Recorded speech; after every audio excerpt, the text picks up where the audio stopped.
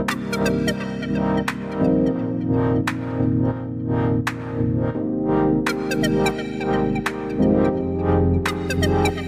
pleasant evening to you all, ladies and gentlemen. I am Makombole Mafukidze alongside Kelly. How are you, Kelly? How are you? I am okay, ladies and gentlemen. It's been a long time since we last posted, since we last spoke. We just want to shout out and tell you that the K&M podcast still lives. How's it, Kelly? And we are here to stay. Yes. It's a new year. And we are looking forward to exploring the world with you guys, exploring beautiful topics. It's good to have you guys listening to us, giving us your views, your support, and everything. We are grateful. So as we enter into the new year, let's just take time to reflect. Like, I'm sure most of our listeners will be asking, Guti, where were we? Where were we? What were we doing in the world? That's a very good question. If anyone is asking or thinking about it, We've been there. We've been in the world. I think for the most part, we just have been. What have we been doing, Marco? We've been fighting, kid. Kurumisa. That's what we've been doing. We've been fighting. But we are here. We are here now, and we are grateful for this other chance that we got granted us. And we are ready to just walk through with our audience, to hear their sides, to listen to their point of views, so that what we do and say on this podcast is all in support of what our audience gives us. Exactly. And like we have always mentioned before, the aim is just to tap into the mind of that one kid that kuti akwanise to open up their mind to the possibilities, the opportunities that are waiting for them, what they're capable of doing. And I think Kelly and I can confirm, kuti, there is power in doing, there is power in planning and executing. We can literally point to things that have happened during 2025 that were a cause and effect for things that we implemented in our lives. But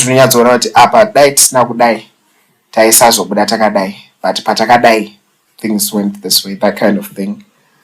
So yeah, very much, Marco. But before we dig deep, I'd like to ask you, how was your 2025? Kelly, I don't want to lie, my 2025 was good.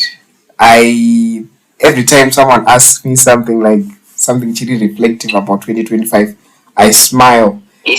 And the reason why is that 2025 was the first, how can I put it? It was sort of like the first calendar year, it's January to December, which I went out there, like, tried to grab the bull by the horns, doing actual practical things, and it turned out quite well. It turned out very, very well. Challenging, but I picked up very good lessons. That's very good and commendable. How was it, Kusai Kwabuken?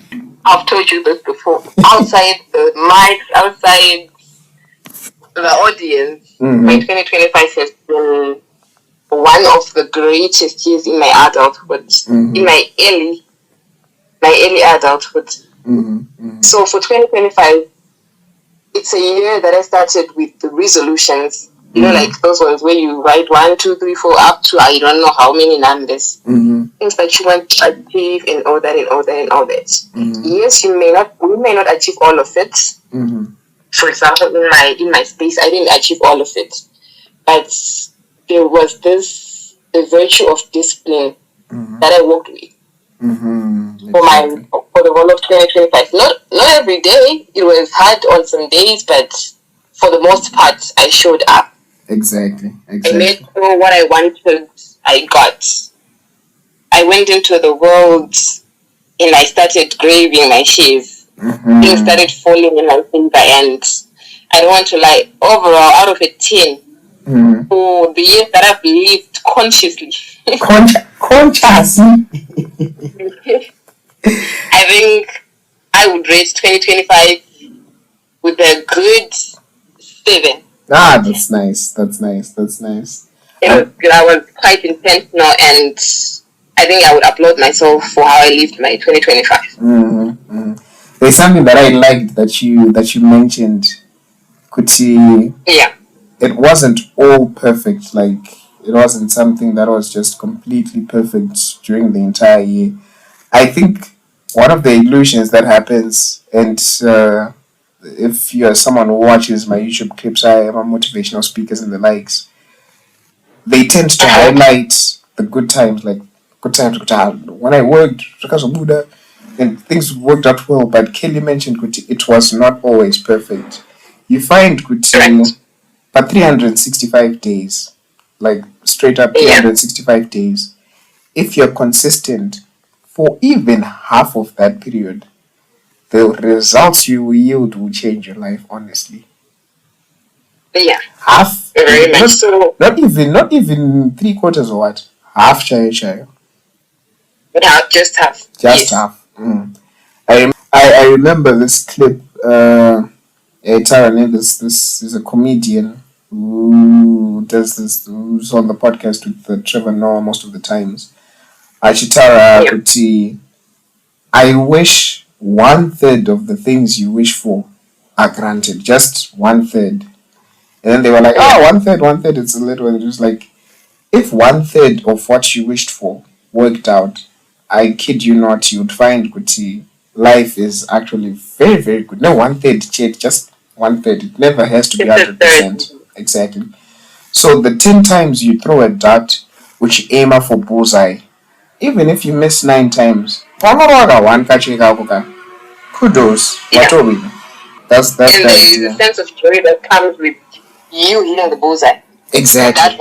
That one time. That just specifically that one time, you find Kuti, it turns around the entire show, especially when it comes to conscious living. I think people will be wondering, Kuti, talking about conscious living, so just winning a fraction of the plan, or just ticking a single box.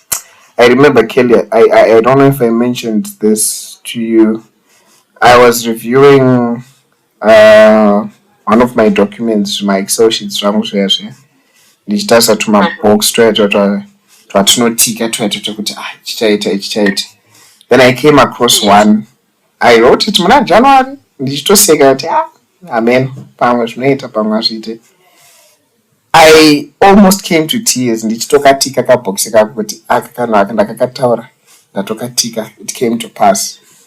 And it's good stuff, Kelly. It's good stuff. I don't know if you've noticed, when we write these things down, like there is this, I don't know how to term the action, where we have 10 things listed down, and we want to achieve those 10 things. We tend to go in circles. Till we run to number 1. Circles, number 2, circles up until you get to 10. Exactly. So to say, I may want to do what? Say maybe I'm a runner. I want to do maybe 10 kilometers. I run 1 kilometer today. Tomorrow 500 meters. Tomorrow maybe 7. Tomorrow, and you may get even up to say 3 months doing the short distances, and then one time you just tell yourself, you know what? Let's do this 10K. Let's do this 10K. And when you just do it, there's this sense of fulfillment where you feel, okay, this is something that I really wanted to do, but I'm here now and I've achieved it. Like taking that 1 out of 10. It changes. I tell you. It changes your whole being, because in a year we've got 12 months. And you're getting to tick up to 6 out of 10. It means you were really thriving. You wanted it, and you went for it. You aimed for it, and got the bullseye. You got the bullseye, exactly. Yeah. Which is something that I wanted to add. Kuti, when we're talking about conscious living, I think most people are not going to funga uti. Inenge fufa 24/7 every day. You're waking up, you're hitting the gym, you're doing this every single day. No, it's I would not say it's far from that, because that's the goal, that's the aim. But like you mentioned, what I have discovered is that it's like writing, how can I put it? Like, if you plan things ahead, if you write 10 things down, like you mentioned, no matter how lost you might get during that year, you always come around those 10 points somewhere, somehow. They'll always revolve, they'll always circle you up until you sit down and you take a box, that kind of thing. It sort of like guides you, such that you're not the type of person who kutanga wakagore wanga wakatarisa uku but parazopera wanga wakatarisa uku. It's sort of like it sort of like puts you into a funnel yekuti nekuti the world is filled with so much noise, there's so much distractions, zvakawanda zvinoitika in 365 days. Tinoshayikirwa nehama, tinoita heartbreak, tinosangana nevanhu vanyowani. Energy is all over the place. But with something written down, you can actually actively put your energy towards zvimwe zvinhu. And sometimes the funny thing is that sometimes passively, even usinaita put thought to it, unogona kutoita work on a target passively, zvisina kana kutoclick mind. But then later on unotozoona kuti zvandaita apa kana kuti the book I was reading kana chichichi, it has led to this. What was that? I've ticked the box. Yeah. So let's take it up to 2026. How we entered the year, how was it? It was good. It was different from 2025 and 2024. I wasn't sitting down with new goals and new targets. This year, it was sort of like a continuation of the energy that was in 2025, and just telling myself there's a need for improvement here, just adjusting and tightening the bolts. Improve so and the likes. It wasn't something ndakabva ndatoti 2025 abva goma nabva ndati go and then ndati kutanga zvimwe. No, it's sort of like carrying on the momentum and going forward, which is why I then remembered the conversation I had some time ago with this other guy. Aitaura kuti at a certain point in life you will see kuti it's not about kupera kwegore wavhaita kunge zvinhu zvinyowanza kuda kutanga. No, it's about being able to actually tell yourself kuti even gore rikapera rimwe richitanga, ini nchangu ndine zvandiri kuda, carry it forward and keep on improving on yourself, keep going, keep on moving forward. The calendar doesn't have to be in January kuti utaure kuti ndoda kuseta magoals nematargets akaita so. You can set them in March, you can set them in August, you can set them in December. The idea is that keep up the momentum and always channel your energy towards that was the kind of mindset that I entered with in 2026. How was it on your end? Okay, so before I answer you, so for you it was more of like refining what was already there. Exactly. If from last year, if I was to give an example, I would say Tombota, I'm a painter. 2025 and 2024 yanga iri kutogara pasi ndine canvas ndichiti I need paints, I need brushes, I want to paint this picture. But that was 2024 and 25 but going into 2026 it was more of looking at the canvas now. Pane zvinhu zvandatopenda zvandiri kutoona kuti chabuda papaint, the portrait chabuda. I'm now telling myself that I need a thicker brush for here, I need this oil paint for this, but the painting is going on. That's the kind of setup. Kwete kuti ndatora a new canvas. Like no, it's a continuation of the already existing thing. It's sort of like refinement, like you said. Yeah. Okay. So I think that is how I just ended 2026 myself, because looking into 2025, how I entered it and how I entered 2026, I wasn't very enthusiastic about the crossover. Like when people gather and they're excited and it's a good feeling, like being surrounded by family, friends, and all that.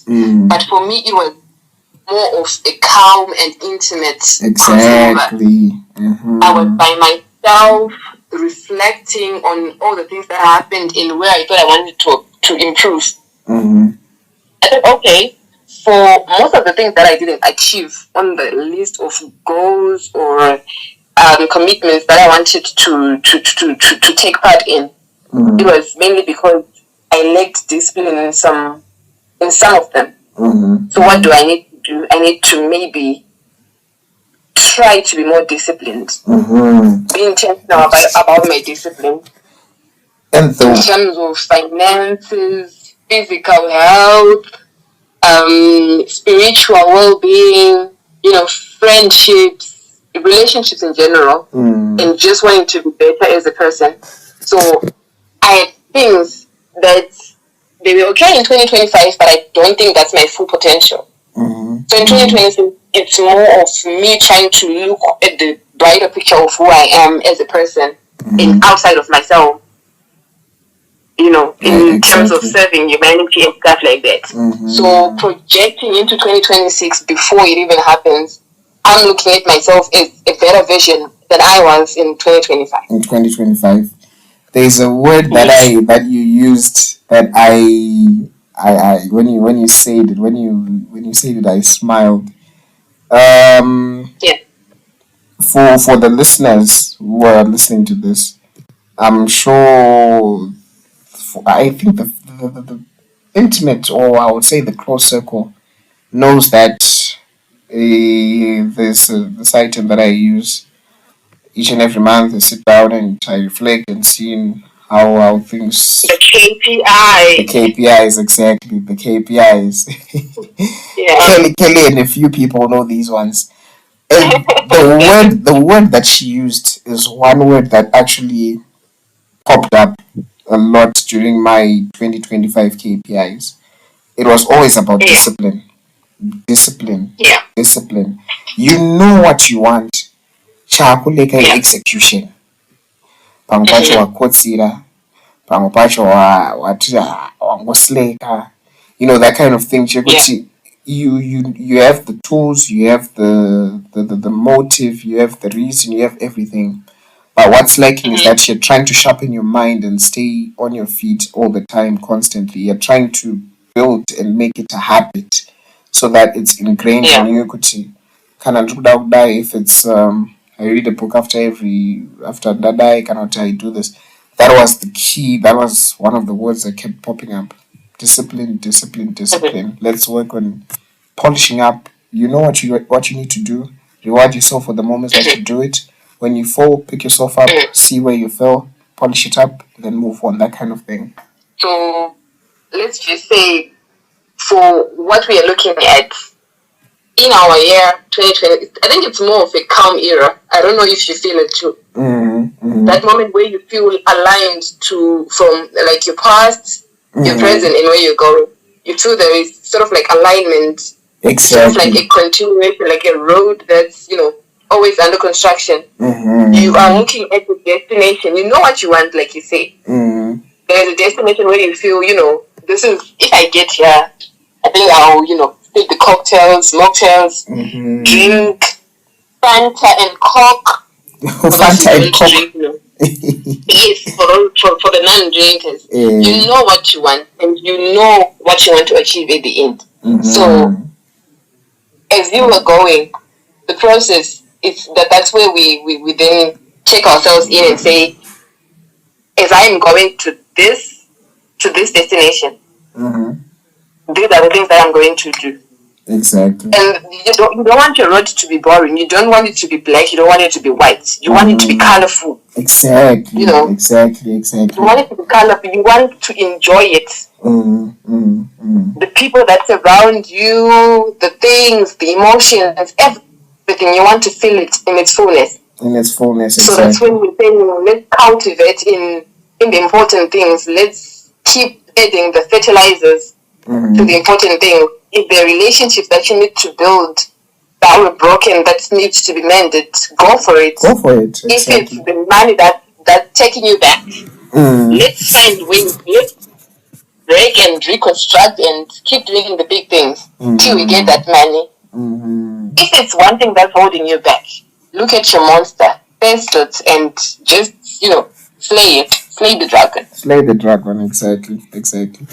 Yeah. And like we've mentioned before, you owe it to yourself because this is your life.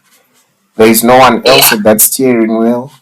There is no one else who's going to swoop down and tell you, let me solve this. You owe it to yourself. It is your obligation. It is your duty. It is yours. If you don't own it up, my half-baked life, and then we'll bet our deathbeds, whining and grumping and regretting the things we could have done. So yeah, that's sort of like our reflection on 2025 and going into 2026. But what are like the challenges? Let's talk about the challenges, the moment that we faced great odds. Because in as much as I know we've touched on a bit of the challenges, but as a young woman who's aiming for so much, who's trying to build so much, what are the things that you faced that made you feel warm up? Why don't I just live like the rest? Like, what are the few challenges that you came face to face with? Not to put you on the spotlight, just sharing. It's not even a hustle. I've got the challenges. So if number one, I told myself accountability. I have to be accountable for myself. But before I accounted for myself, I will tell you, people will destroy you. Friends, your friends, the people that you keep close to you. If you're not careful, you are always revising like a chief. You're always revising them. You are always thinking, is this the right person? Is this right? Is this time? What are they telling me? What are they saying? And what am I allowing them to give me?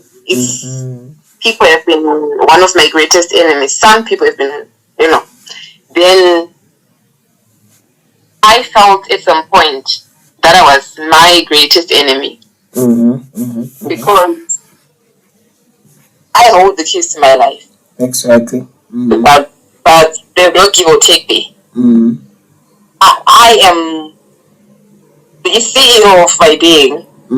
So whatever that happened to me is me unlocking for permission, giving a permission to enter.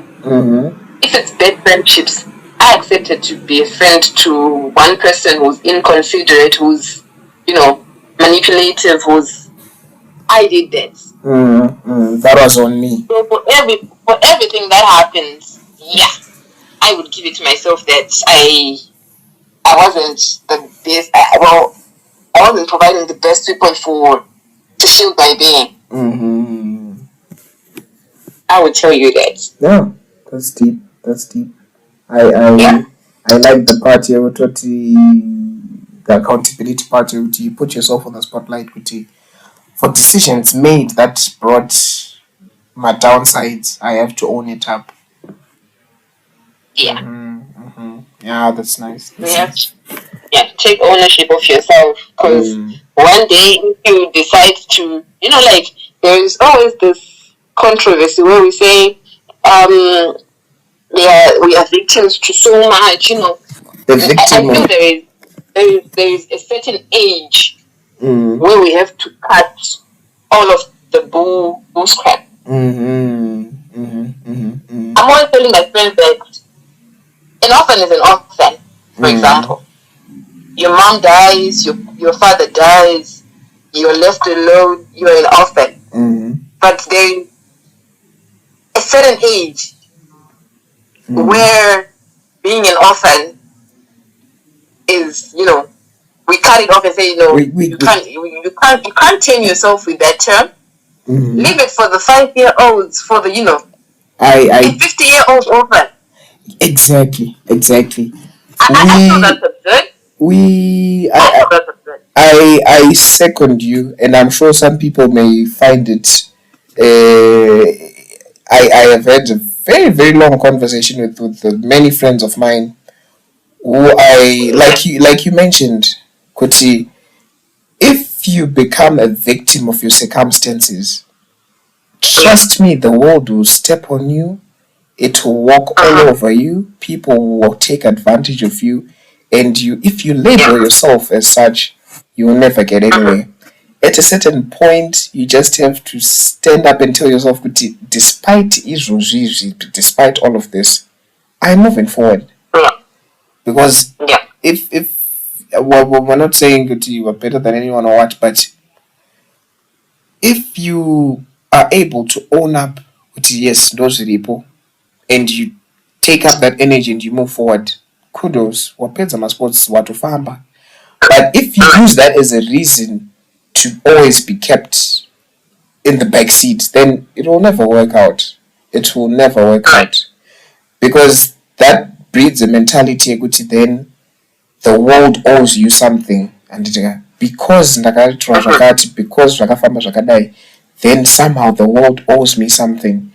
One thing I learned in 2025, Kelly, I'm going to buy roses for myself. And I won't wait for someone to buy roses for me. And if I want roses, I buy roses. And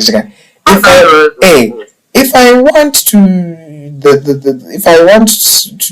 eat well, buy for myself. And I cannot say because of my own mental battles that I win in my mind, some people around me will come and say, congratulations, you did this, that, and that. No.